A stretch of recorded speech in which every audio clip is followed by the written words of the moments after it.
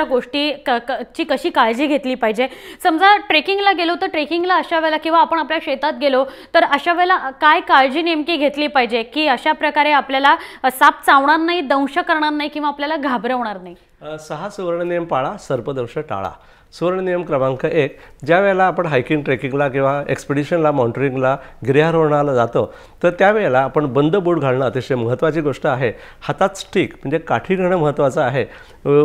जास्त करून पालापाचोळा, सुखा पालापाचोळा जो असतो त्यात सापाची पिल्लं किंवा अशा पद्धतीने तिथे विंचू पण असण्याची शक्यता असते. ते साफसूफ करून जो पहिला गाईड असतो तर तो अशा पद्धतीने जर गेला तर मागचे येणाऱ्यांना सुरक्षित तो रस्ता होऊ शकतो. सुवर्ण नियम क्रमांक 2, ज्यावेळेला आपण अशा जंगलामध्ये फिरत असतो आपल्याला विहीर दिसते, विहिरीचं आपल्याला पाणी काढायचं असतं तर त्यावेळेला विहिरीजवळ जाताना तिथे सावधानीने आपण जायला हवं. कारण नाग तिथे पाणी पिण्याकरता आलेला असतो किंवा बेडूक किंवा अशा पद्धतीने भक्ष्य खाण्याकरता आलेला असतो. तर आजूबाजूला आपण त्याची पाहणी करणं महत्त्वाची गोष्ट आहे. हायकिंग ट्रेकिंग किंवा माउंटेनिंग जाताना बॅटरी किंवा अशा पद्धतीने घेणं अतिशय महत्त्वाची गोष्ट आहे. आणि ती बॅटरी जी आहे आपण चालत जात असताना आपल्यापासून 4 ते 5 फूट लांब अशा पद्धतीने आपण फोकस करायला हवा. कारण अगदी जवळ आपण असं आपली टेंडन्सी असेल की आपण जवळजवळ अशा पद्धतीने करत असतो एक पटकन नाग आला तर आपण पटकन मागे जाऊ शकत नाही, परंतु सर्प हा प्रतिकार पटकन करू शकतो, दंश करू शकतो. म्हणून अशा पद्धतीने लांब अशा पद्धतीने फोकस त्याचा करायचा आहे. डावीकडे उजवीकडे पण पाहायचं आहे कारण झाडं झुडपातून पण साप पटकन येऊ शकतो. तर त्या दृष्टीने बॅटरीचा आपण अशा पद्धतीने उपयोग करून घेऊ शकता.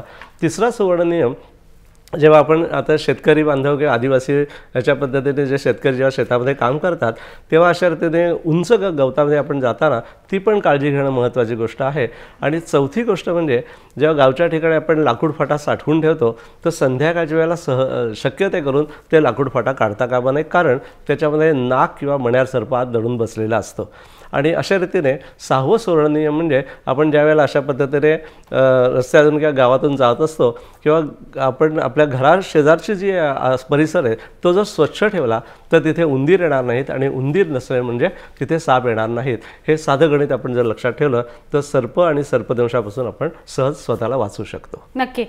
बरेच सर, खरं तर वेळ संपली आपल्या कार्यक्रमाची. मात्र एकच शेवटचा प्रश्न, एकतर सामाजिक जाणीवेतून नागपंचमीकडे कसं बघावं? जर नागपंचमीची पूजा करायचीच आहे या काळामध्ये जेव्हा आपण 21व्या शतकाकडे वाटचाल करतोय तर तुम्ही कसे पूजा करावी या नागांची असं सांगाल, मार्गदर्शन करा? नागपंचमीची पूजा जी करायची असेल तर जिवंत नागांची पूजा नको, तर मूर्तीपूजा करा. आपण आज मूर्तीपूजा इथे करत आहोत आणि त्या दृष्टीने मूर्तीपूजा हे अतिशय आवश्यक गोष्ट आहे.